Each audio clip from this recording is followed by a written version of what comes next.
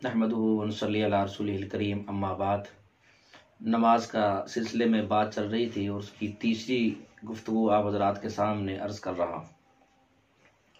जब आप 2 रकतें मुकम्मल करते हैं तो उसके बाद अगर आप सलाम फेरते तो भी ठीक है, और अगर सलाम फेरे बग़ैर ही अत्तहियात, दुरूद पाक और बेजालनी वाली दुआ पढ़ कर आप सीधे भी खड़े होकर नमाज को उसी तरह आगे भी चला सकते हैं।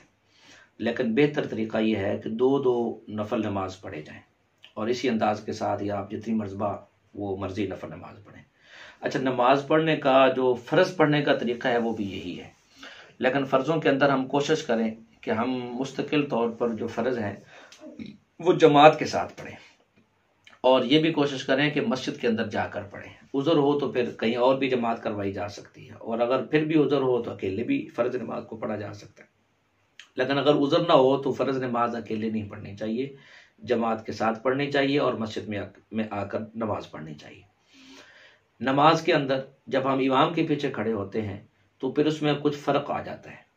एक तो ये होता है कि आपने सुबहानक अल्लाहुम्मा ये मुकम्मल सना पढ़नी है, औज़ु बिल्लाह बिस्मिल्लाह पढ़कर आप खामोश हो जाएं इमाम के पीछे, और इमाम जो है सूरत फातिहा भी पढ़ेगा और कोई सूरत भी पढ़ेगा। हम उसके पीछे खामोश रहेंगे, चाहे वो फजर की नमाज हो, ज़ोहर हो, असर हो, मगरिब हो, इशा हो, कोई भी नमाज हो, जहरी नमाज हो या सिर्री नमाज हो, बाहर सूरत इसी अंदाज के साथ ही रहना है। बाकी रुकू में और सजदे में और अत्तहियात के अंदर जाकर जो दुआएं पढ़ने की हैं वो सारी उसी अंदाज के साथ ही पढ़ेंगे, उसमें कोई कमी बेशी नहीं होती। फ़र्ज़ों के बारे में हदीस पाक के अंदर आता है कि फ़र्ज़ को मुख्तसर पढ़ें, ज़्यादा लंबा ना करें। क्यों? इसलिए कि फ़र्ज़ जमात के साथ होते हैं, और जमात के अंदर जब हम नमाज पढ़ रहे होते हैं तो उसमें हर तरह का आदमी शामिल होता है। जमात में वो बूढ़ा आदमी, कमज़ोर, बीमार, सेहतमंद, हर तरह के लोग जमात में खड़े हुए होते हैं। तो ये इमाम की सवाबदीद पर है कि वो ऐसे तरीके से नमाज को पढ़ाए कि कोई आदमी भी उसका जो मुख्तदी है वो नमाज पढ़ने से थके ना, सही अंदाज के साथ बर वक्त वो नमाज को मुकम्मल करवा दे। इसके लिए कोशिश करनी चाहिए आइमा हजरात को भी कि वो तमाम मुख्तियों के अहवाल को सामने रखें।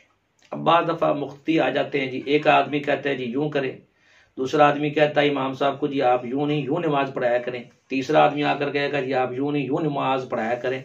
तो ये अपनी ख्वाहिशात वाली नमाज का मुतालबा न किया जाए, जो ख्वाहिशात के मुताबिक होती है नमाज वो नहीं, इमाम की सवाबदीद पर रखें। उसने तमाम मुख्तियों को सामने रख कर नमाज पढ़ानी है और अपना सारा अंदाज इस अंदाज के साथ रखना है, सारा तरीक़ाकार इसी अंदाज के साथ रखना है ताकि सही तरीके से नमाज मुकम्मल हो जाए।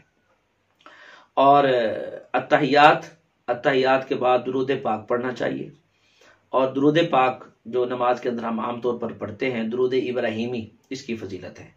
और उसके बाद रब्बी जालनी वाली दुआ पढ़नी चाहिए। रब्बी जालनी वाली दुआ सबसे ज़्यादा मारूफ है, वरना इसके अलावा अल्लाहुम्मा इन्नी ज़लमतु नफ्सी ज़ुल्मन कसीरन वला यग़फ़िरुज़्ज़ुनूब इल्ला अंत फ़ग़फ़िर ली मग़फ़िरतम मिन इंदिका वरहमनी इन्नका अंतल गफ़ूरुर रहीम।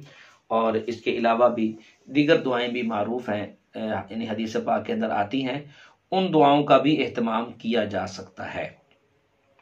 तो इसी तरह आप बैठे हुए हैं, जब ये आपकी पढ़ाई मुकम्मल हो जाएगी आप सलाम फेरेंगे तो अस्सलामु अलैकुम व रहमतुल्लाह, बस मुनासिब अंदाज के अंदर, ज़्यादा पीछे जाकर जो है वो सारा महल्ला नहीं देखना, बस मुनासिब अंदाज में अपने सीने को नहीं फेरना, सिर्फ चेहरा फेर कर इस तरफ सलाम फेरना है, और फिर अस्सलामु अलैकुम व रहमतुल्लाह इस तरीके से जो है वो दूसरी जानिब सलाम फेर लेना है।